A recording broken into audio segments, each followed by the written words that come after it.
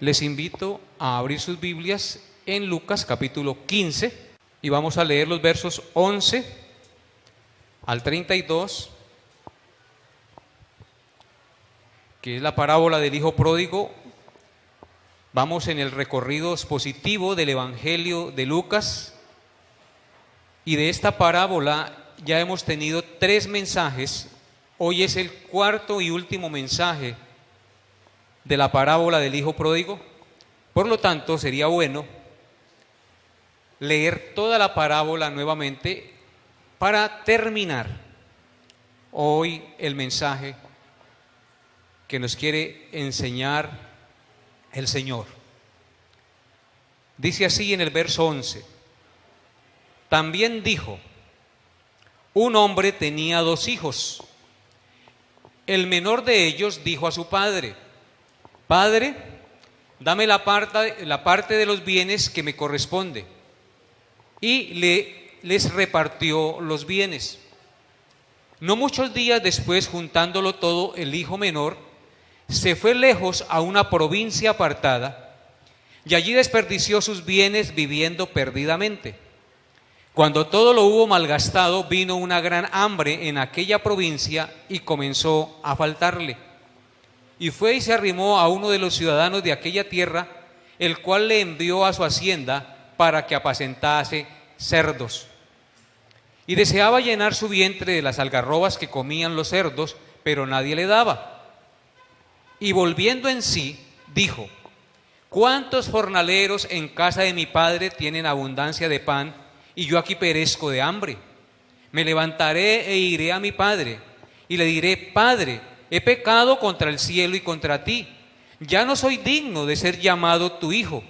Hazme como uno de tus jornaleros. Y levantándose vino a su padre, y cuando aún estaba lejos, lo vio su padre, y fue movido a misericordia, y corrió y se echó sobre su cuello y le besó. Y el hijo le dijo: Padre, he pecado contra el cielo y contra ti, ya no soy digno de ser llamado tu hijo. Pero el padre dijo a sus siervos: sacad el mejor vestido y vestidle, y poned un anillo en su mano y calzado en sus pies, y traed el becerro gordo y matadlo, y comamos y hagamos fiesta.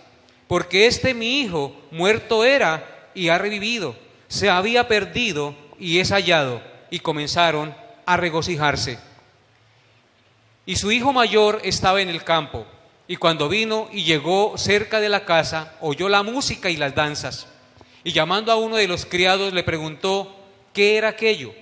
Y él le dijo: tu hermano ha venido y tu padre ha hecho matar el becerro gordo por haberle recibido bueno y sano. Entonces se enojó y no quería entrar. Salió por tanto su padre y le rogaba que entrase. Mas él respondiendo dijo al padre: he aquí, tantos años te sirvo, no habiéndote desobedecido jamás, y nunca me has dado ni un cabrito para gozarme con mis amigos. Pero cuando vino tu hijo, que ha consumido tus bienes con rameras, has hecho matar para él el becerro gordo. Él entonces dijo: hijo, tú siempre estás conmigo, y todas mis cosas son tuyas. Mas era necesario hacer fiesta y regocijarnos, porque tu hermano era muerto y ha revivido, se había perdido y es hallado. Amén.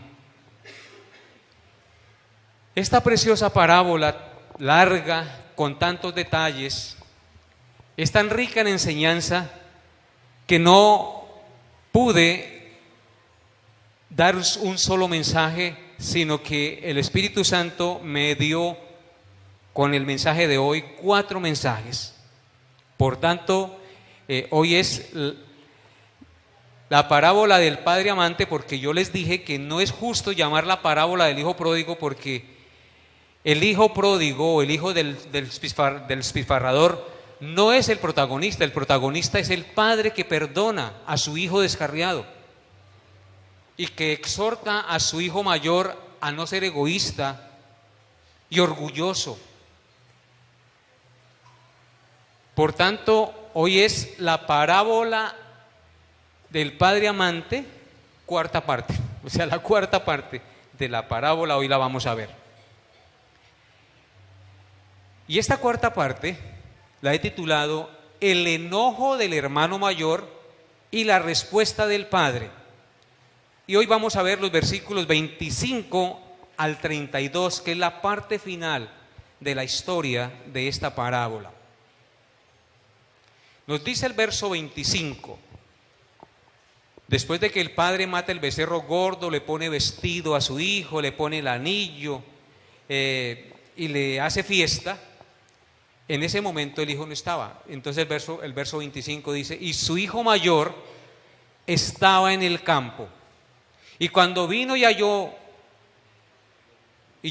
cerca de su casa, oyó la música y las danzas. Entonces, llamando a uno de los criados, le preguntó qué era aquello. Él le dijo, o sea, el criado: tu hermano ha venido y tu padre ha hecho matar el becerro gordo por haberle recibido bueno y sano. Este hijo mayor estaba en el campo. No estaba en casa cuando el hijo pródigo regresó y fue recibido por su padre. Esto indica que aunque el hijo mayor no estaba en casa cuando el padre hizo la fiesta de recibimiento, entonces esto nos indica que aunque el hijo mayor estaba en casa, estaba lejos de su padre. Porque es posible estar en la iglesia, pero lejos de Dios. Por eso Cristo dice: este pueblo de labios me honra, pero su corazón está lejos de mí. No hay garantía el hecho de venir a la iglesia para decir que tenemos comunión con Dios. Nuestra comunión con Dios no solamente es cuando venimos a la iglesia. Nuestra comunión con Dios debe hacerse todos los días, a cada instante de nuestro caminar en esta tierra. No sabemos por qué no estaba el hijo mayor en su casa. Tal vez estaba trabajando, tal vez no se conversaba mucho con su padre y no sabía mucho del corazón amoroso y generoso de su padre. Cuando el hermano mayor viene de regreso a casa, antes de llegar, se encuentra con una sorpresa que él no se imaginaba. Se entera, oye danzas, oye fiesta, oye pachanga en la casa del papá. Y entonces dice: ¿qué será aquello?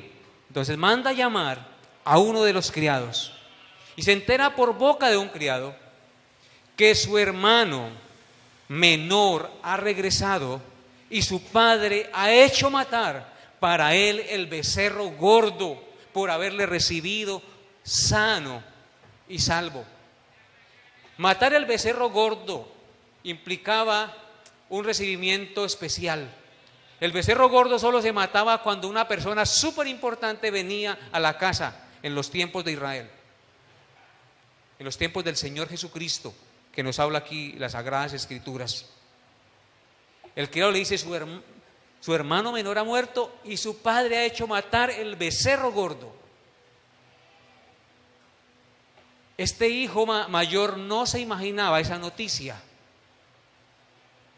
Sorpresas te da la vida, ¿sí o no?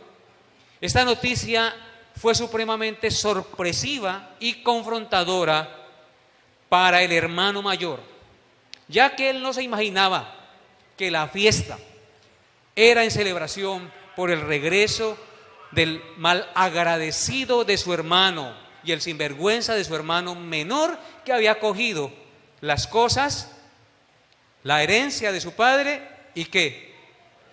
Y la había malgastado. Él no se imaginaba eso. Todo se imaginaba menos eso, que el papá le fuera a matar el becerro gordo a un sinvergüenza que había desfarrado toda la herencia del padre. Verso 28. Entonces, ¿cuál fue la reacción del hermano? Se enojó y no quería entrar. Se enojó.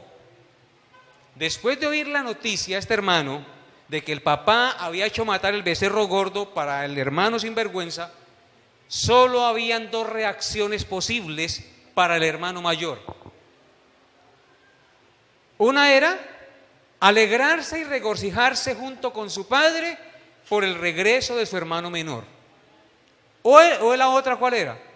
Enojarse con el padre por haber recibido y haber perdonado y haber hecho fiesta y haber matado el becerro gordo. O era alegrarse o era ¿qué? Enojarse. No habían más posibilidades. Este hermano mayor entonces, ante esta sorpresiva situación, tomó la segunda opción: enojarse y no regocijarse con el padre por el regreso de su hermano menor. Como el hijo mayor, por su enojo, no quería entrar a la casa porque estaba enojado con el papá, entonces el padre sale de la casa.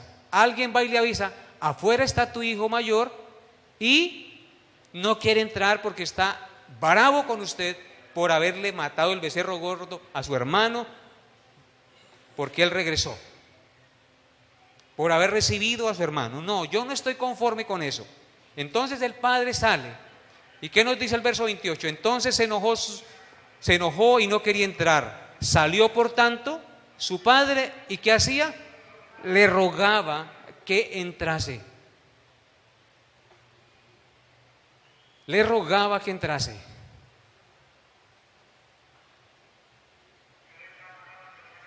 En lugar de entrar y seguir el consejo amoroso de su padre,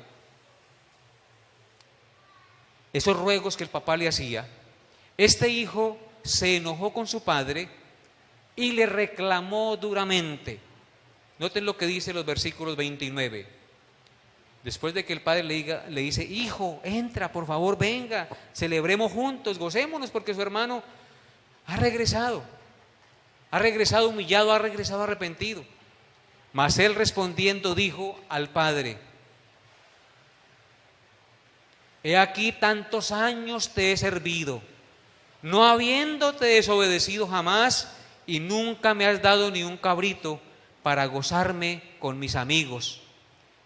Pero cuando vino este tu hijo, que ha consumido tus bienes con rameras, has hecho matar para él el becerro gordo.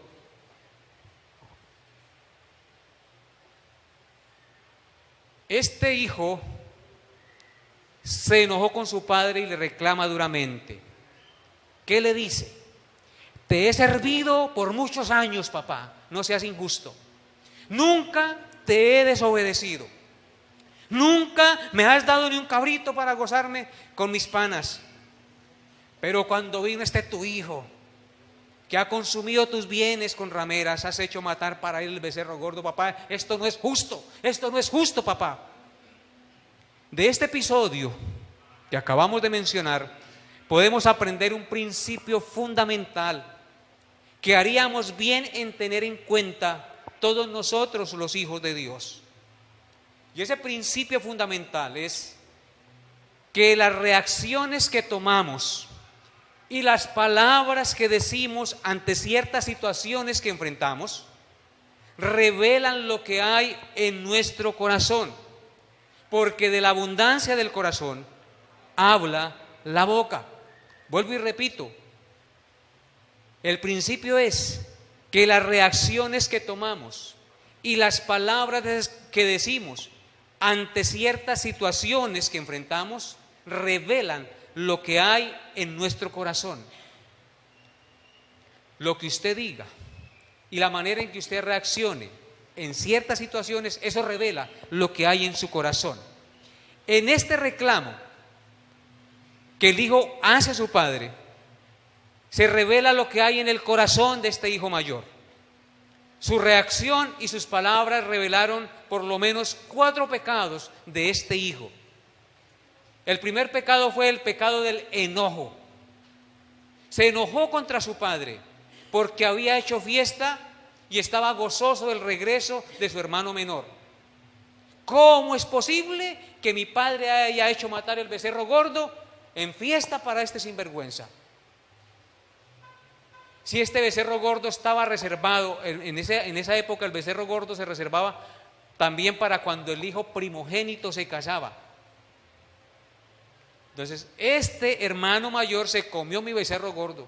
¿Cómo es posible, papá? Y se puso bravísimo. La Escritura dice en Eclesiastés 7, verso 9, lo siguiente. Escúchenlo, hermanos. Eclesiastés 7, 9 dice: no te apresures en tu espíritu a enojarte. No te apresures en tu espíritu a enojarte, porque el enojo reposa en el seno de los necios. ¿Qué reposa en el seno de los necios? El enojo. Y el consejo de Dios es que no nos apresuremos a enojarnos.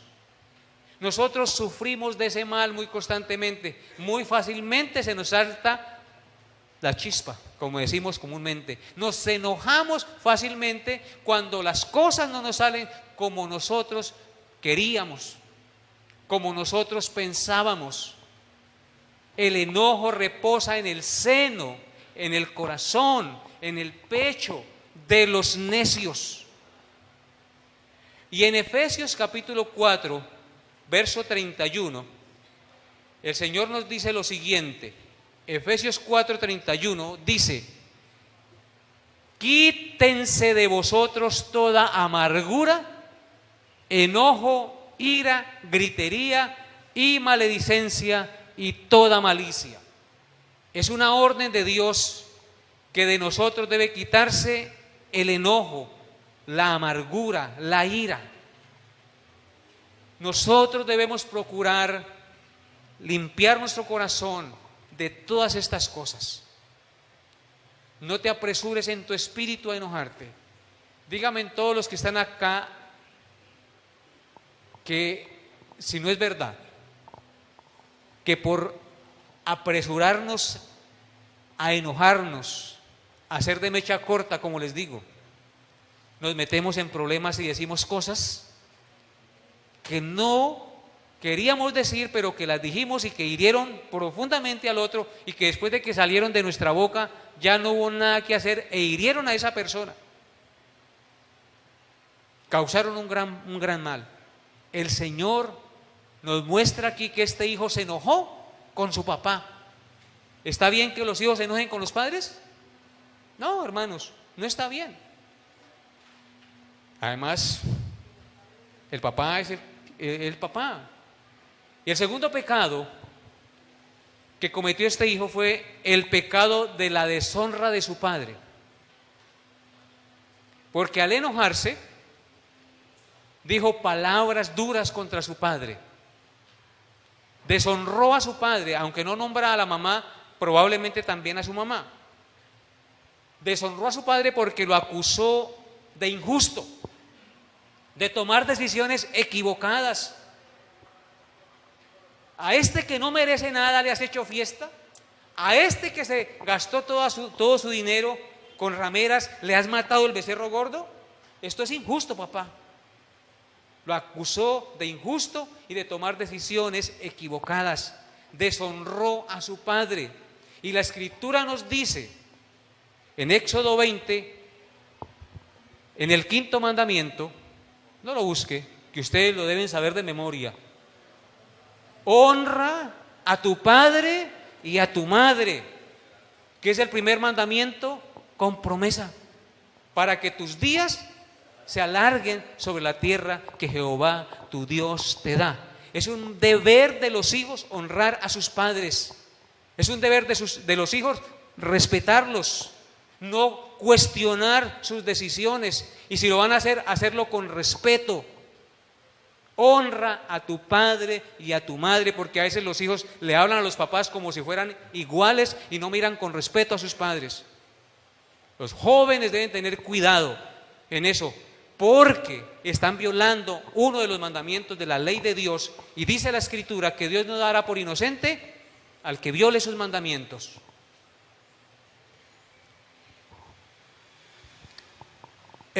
También ese pasaje nos muestra un tercer pecado que cometió este hijo, el pecado de la falta de perdón. No perdonó a su hermano, no quería entrar a saludarlo ni alegrarse con él. No se alegró por el perdón que el padre le dio a su hermano menor, porque estaba lleno ¿de qué? De resentimiento, de enojo, y por eso no le perdonó. Dígame en una cosa, cuando a usted lo ofenden, ¿cómo reacciona? ¿Es usted de los que perdona fácilmente a la persona que lo ofende? ¿O es el que guarda ese resentimiento y se queda ahí guardando el pan para con el chocolate? Y de labios dice, sí lo perdoné, pero está esperando sacarse la espinita.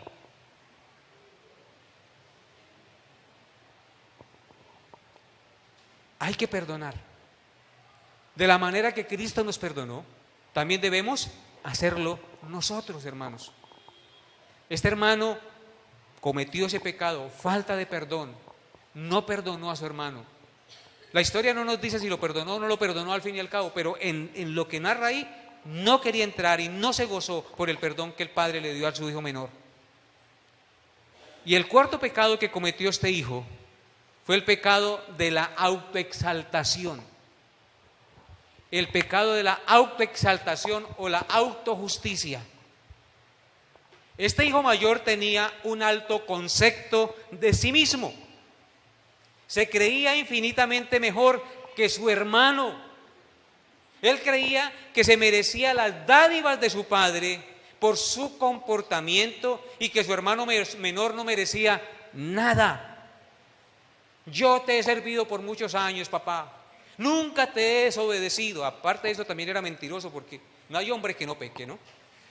Yo soy el que merezco lo que le has dado a tu hijo sin vergüenza. Este hijo no amaba a su padre realmente, ni amaba a su hermano. Este hijo mayor solo se amaba a sí mismo. Y ese fue el pecado que cometió este hijo, el pecado de la autoexaltación. La Biblia nos dice, ninguno tenga más alto concepto de sí mismo que el que debe tener, sino que piense de sí con cordura. Vamos a Romanos capítulo 12, versículo 3 del capítulo 12 de Romanos. Míralo usted con sus propios ojos. Dice Pablo, 12:3, digo pues por la gracia que me es dada a cada cual que está entre vosotros, que no tenga más alto concepto de sí que el que debe tener, sino que piense de sí con cordura, conforme a la medida de fe que Dios repartió a cada uno. ¿Cómo debemos pensarnos de nosotros mismos? Con humildad, no exaltarnos a nosotros mismos.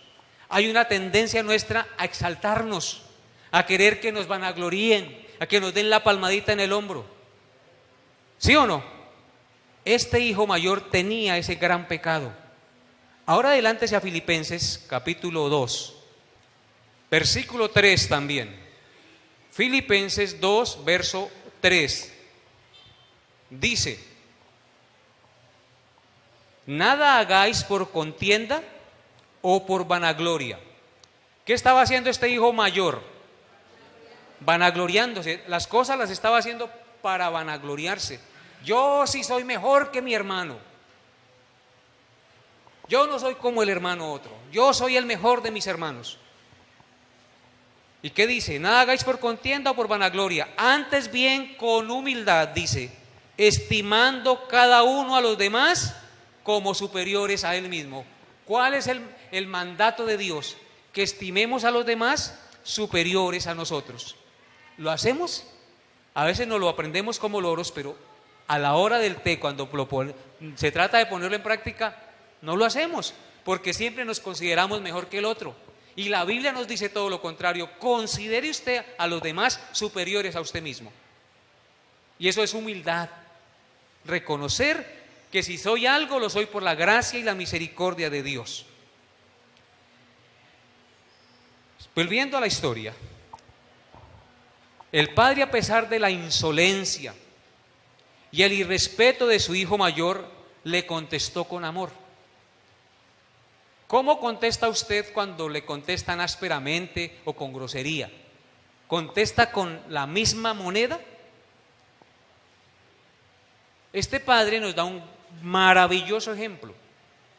A pesar de que su hijo lo irrespetó y lo cuestionó en sus decisiones, noten la respuesta del padre. Él le contestó con amor, tratándolo de hacer entrar en razón para que comprendiera que lo que él había hecho estaba correcto y que no era cuestionable su decisión. Versículo 31. Él entonces, o sea, el padre, él entonces le dijo: hijo, tú siempre estás conmigo y todas mis cosas son tuyas. Mas era necesario hacer fiesta y regocijarnos porque tu hermano era muerto y ha revivido, se había perdido y es hallado. Esa es una respuesta de amor, hermanos. Una respuesta que no se dejó provocar a responder con ira. El padre le dio una razón lógica del por qué había hecho esta fiesta para recibir a su hermano menor. ¿Cuál fue la razón lógica? La razón lógica que le dio. Era necesario, dice. En primer lugar le dice: tú siempre estás conmigo. ¿Por qué estás triste? ¿Por qué estás celoso con tu hermano si tú siempre has estado conmigo? Mas se había ido y no estaba conmigo. Es una explicación lógica. Y todas mis cosas son tuyas. Lo que hay aquí todo es tuyo, porque recuerde que yo ya repartí la herencia. Lo que hay aquí le pertenece a usted, no le pertenece al otro. Entonces, ¿de qué se queja? Y luego le dice: mas era ¿qué? Necesario hacer fiesta, es decir, regocijarnos porque tu hermano era muerto y ha revivido, se había perdido y es hallado. Pues imaginémonos el corazón del padre, que todos los días esperaba que su hijo menor regresara arrepentido, humillado, para recibirle, para que aprendiera de su lección por desobediente y por querer disfrutar lejos del padre. Era necesario. Mi hijo yo lo consideraba muerto, pero Dios me lo ha regresado vivo. Por eso me alegro y me regocijo y por eso hice fiesta. Qué buena explicación le da el padre. Era inevitable entonces, hermanos, no regocijarse y hacer fiesta por el regreso a la vida de este pecador que estaba muerto en sus delitos y pecados, pero que ahora ha recibido la vida eterna. Y la historia termina con una conclusión sin final definido. No sabemos si el hijo mayor accedió a entrar al gozo de la fiesta de su padre por el regreso de su hermano mayor, o si se quedó afuera enfurecido y con amargura por lo que hizo su padre. El final lo dejó el Señor a nuestra imaginación. El final lo dejó el Señor a nuestra imaginación. Usted puede imaginarse, de pronto el hijo reaccionó, se arrepintió, le pidió perdón a su padre y entró y se regocijó con su hermano menor. Pero también puede darle el otro fin. No entró y se quedó afuera, todo resentido y amargado por lo que había hecho su papá. Entonces, mis hermanos, ahí termina esta preciosa parábola. Y Cristo nos quiere enseñar varias lecciones de esta parábola para que las apliquemos y entendamos nosotros estos principios. Cristo nos enseña en esta parábola que existen varias formas de perderse, de condenarnos. Óiganlo bien, existen varias formas de perderse, de condenarse. Los dos hermanos de esta historia eran muy diferentes el uno del otro. Uno tomó el camino de la ingratitud, del desenfreno y la vida sin control moral. Ese fue el hermano menor. Y el otro tomó la senda de la obediencia y de estar cerca a su padre. Uno se alejó lo más lejos que pudo de la casa del padre para vivir sin el control de su padre, para vivir como le diera la gana. El otro había decidido vivir junto a su padre y servirle. Estos dos hermanos no parecían tener nada en común, pero el Señor nos revela en esta parábola que los dos estaban igualmente perdidos, porque los dos estaban lejos de su padre. Uno estaba perdido en su inmoralidad e irresponsabilidad. El otro estaba perdido en su moralismo y en su alto concepto de sí mismo, en su orgullo. Y ambas cosas son pecado a los ojos de Dios. Y ambas cosas nos condenan si no nos arrepentimos.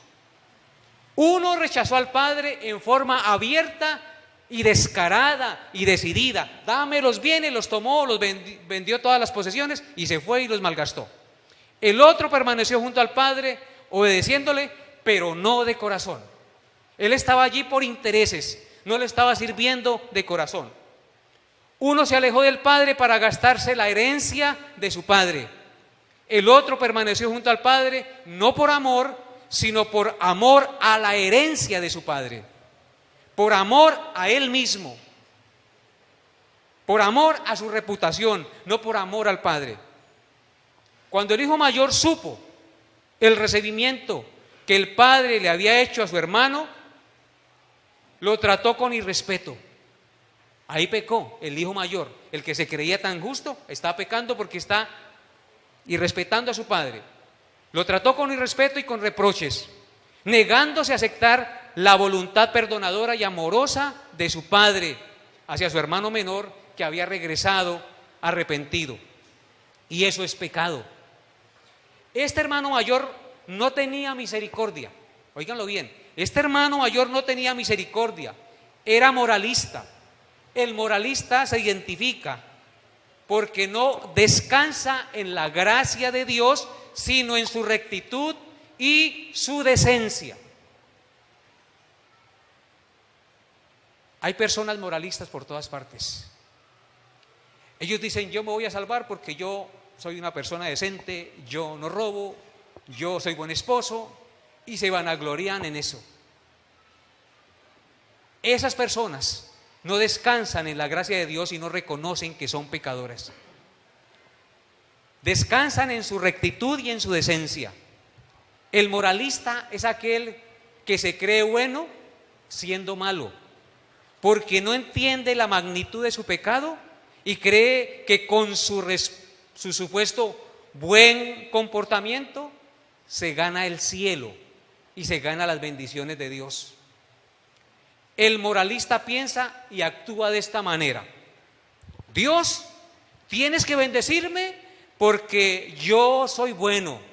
Porque el moralista se cree lo suficientemente bueno, recto, para ganarse las bendiciones y el favor de Dios.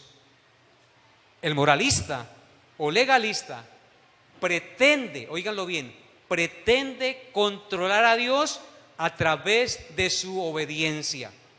Yo te sirvo, eso es lo que le estaba diciendo el hijo mayor, ¿no? Yo te he servido, yo te sirvo, yo te obedezco, por tanto tienes que bendecirme. Eso fue lo que le dijo el hijo mayor al padre: yo te sirvo, yo te obedezco, por lo tanto esto es mío y tienes que bendecirme.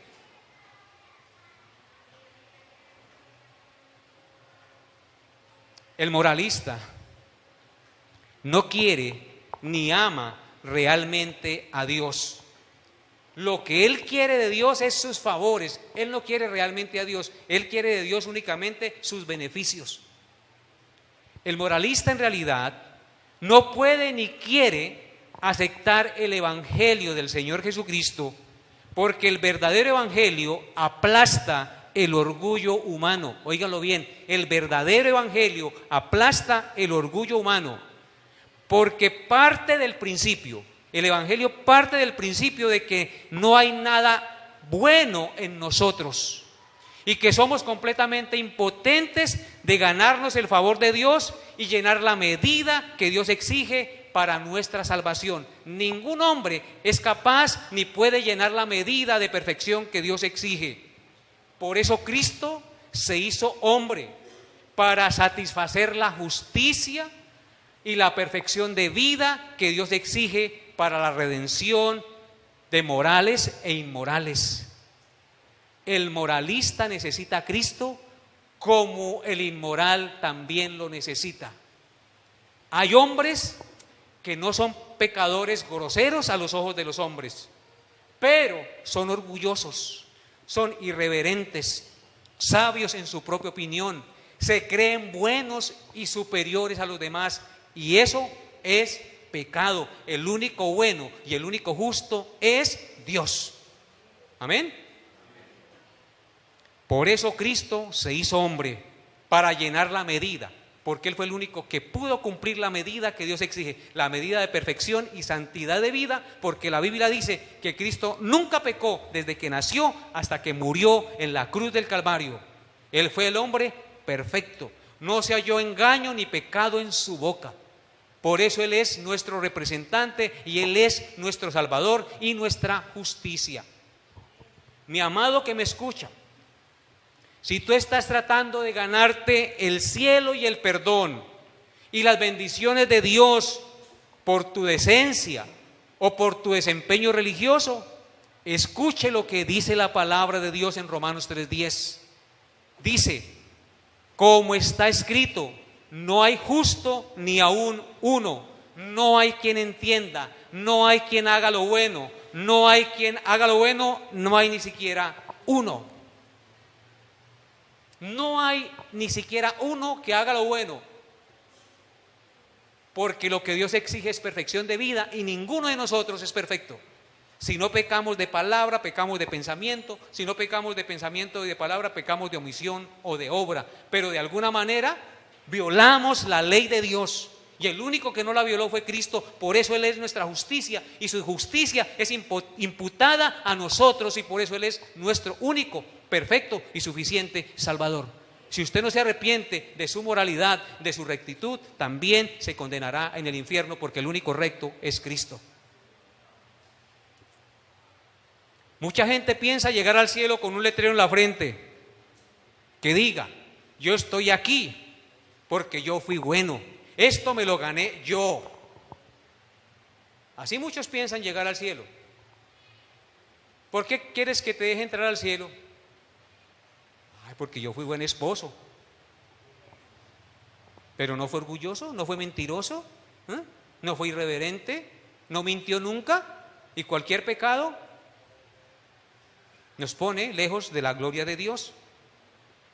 Esta parábola también nos enseña que la gracia de Dios es suficiente para salvar a cualquier tipo de pecador. Los dos hijos deshonraron a su padre, cada uno a su modo. El hijo menor con una vida de inmoralidad y de rebelión.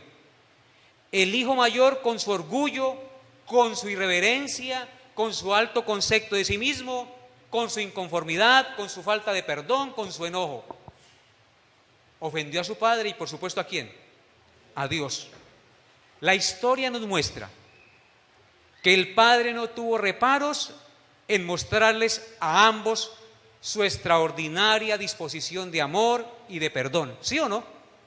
Al hijo que estaba extraviado lo recibió, lo abrazó, lo besó, lo vistió, le puso calzado en sus pies y le mató el becerro gordo.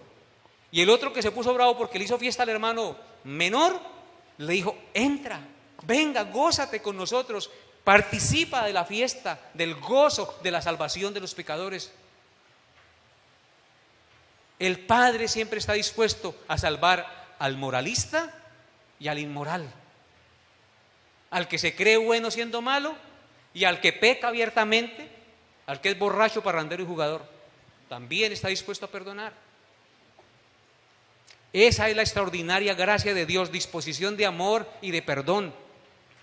Cuando el padre vio a su hijo, corrió a su encuentro, no le importó abrazarlo ni besarlo efusivamente, aunque estuviera maloliente y sucio. Le dio gozo, lo recibió, porque venía con un corazón arrepentido. Las puertas de la gracia y de la salvación están abiertas para el inmoral como para el moralista, y lo vemos en esta parábola. La puerta de la salvación en Cristo está abierta, porque el hombre no puede salvarse a sí mismo. Jesucristo dijo: yo he venido a salvar lo que se había perdido. Los dos hijos estaban completamente perdidos. Los dos necesitaban de la misma gracia inmerecida para salvarse, aunque el uno evidenciara más su pecado y el otro no. Aunque en el uno el pecado fuera más evidente que en el otro, ambos necesitan de la misma gracia de Dios para ser salvos. Así es que no se equivoque, porque uno siempre tiende a condenar al que peca abiertamente, ¿cierto? Y a creerse demasiado bueno, sin darnos cuenta que somos orgullosos, prepotentes, arrogantes, mentirosos, etcétera, etcétera. Póngale todos los apelativos que quiera. También somos miserables pecadores, aunque no pequemos abiertamente como otros. Pero para acogernos a la gracia de Dios, tenemos que venir a Él arrepentidos. El hijo menor tuvo que arrepentirse de su inmoralidad, de su ingratitud y de su crueldad contra su padre, porque ese hijo menor fue cruel. El hijo mayor, para salvarse, tenía que arrepentirse de su propia justicia, de su enojo, de su alto concepto de sí mismo, arrepentirse de su orgullo. Esta parábola nos enseña que la solución para satisfacer realmente nuestra vida no se encuentra en el goce de la inmoralidad y el libertinaje, ni tampoco se encuentra en la falsa paz y en la falsa seguridad que da el orgullo de la moralidad y de la autojusticia en los hombres.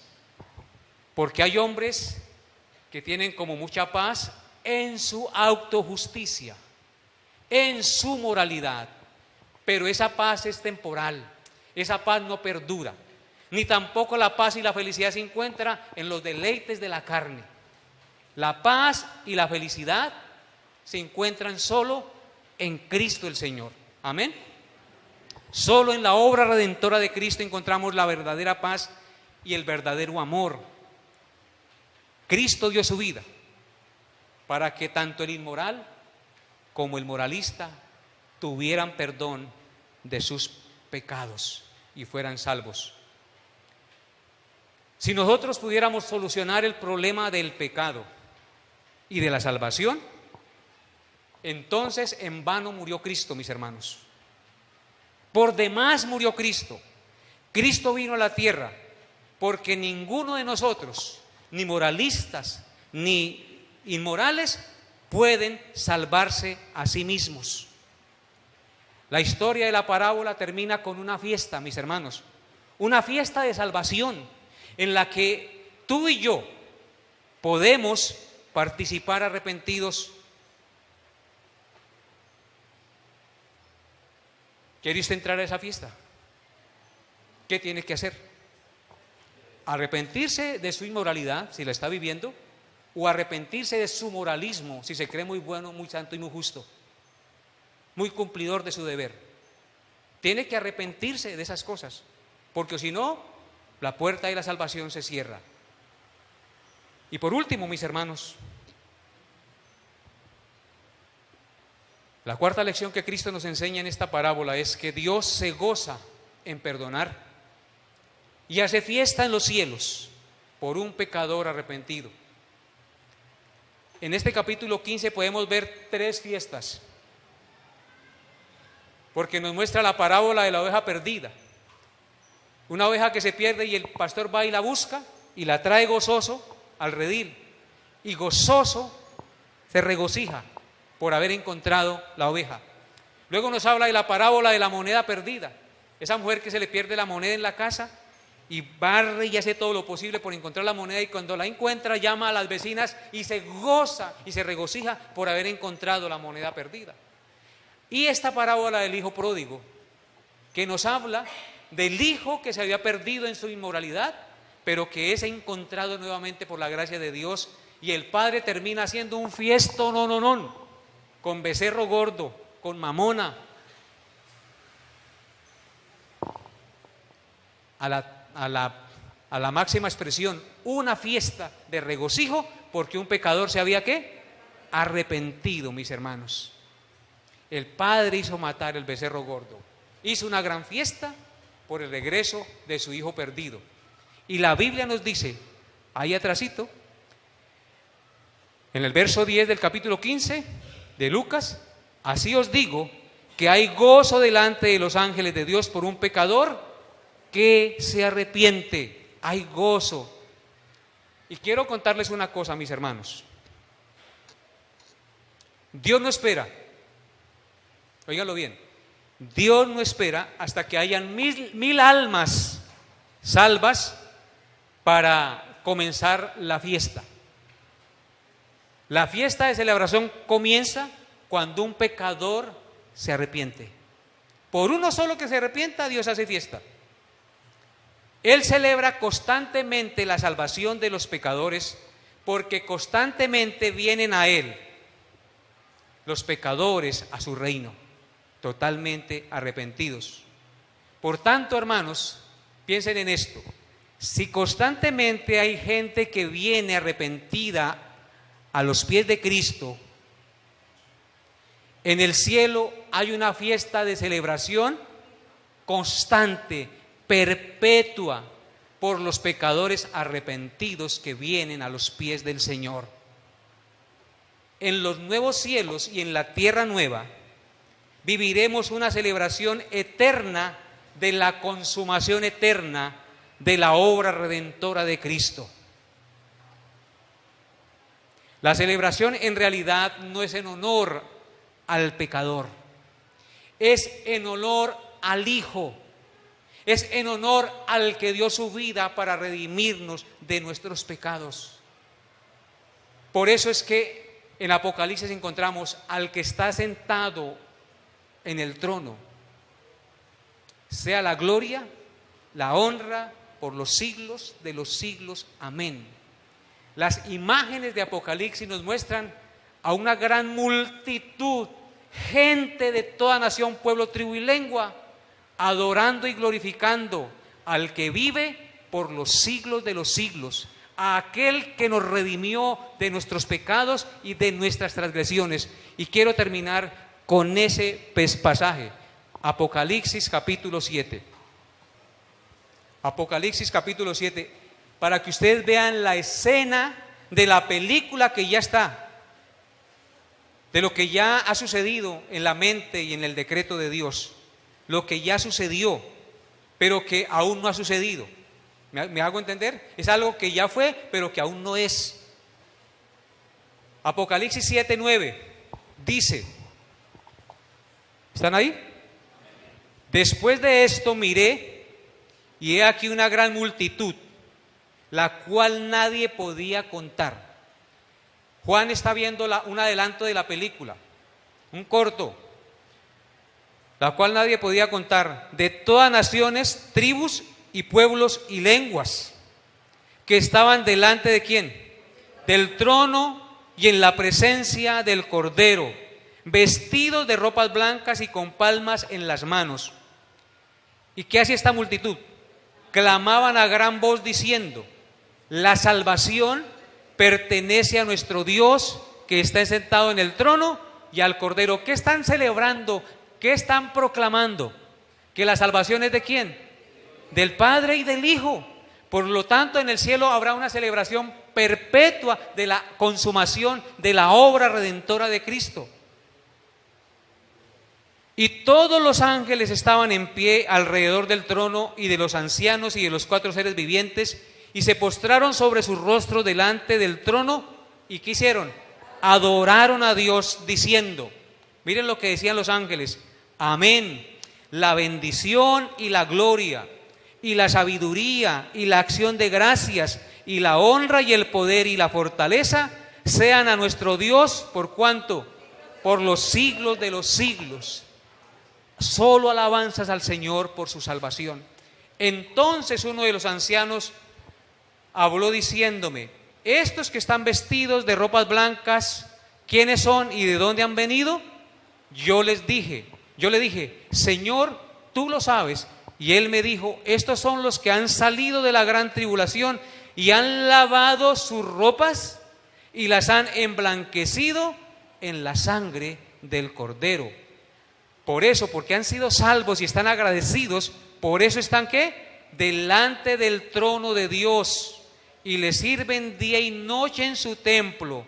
Y el que está sentado sobre el trono extenderá su tabernáculo sobre ellos. Ya no habrá hambre, óigalo bien, ni sed, y el sol no caerá más sobre ellos, ni calor alguno, porque el Cordero que está en medio del trono los pastoreará y los guiará a fuentes de agua de vida, y Dios enjugará toda lágrima de los ojos de ellos. Amén. Qué descripción tan gloriosa de lo que disfrutaremos junto a Dios por la obra redentora de Cristo. ¿No le da alegría eso? ¿Piensa quedarse usted disfrutando de las baratijas de este mundo, de los placeres pasajeros? Ponga la mirada en el cielo, poner la mira en las cosas de Dios y no en las de la tierra. Que Dios les bendiga, hermanos. Coloquémonos en pie. Oremos.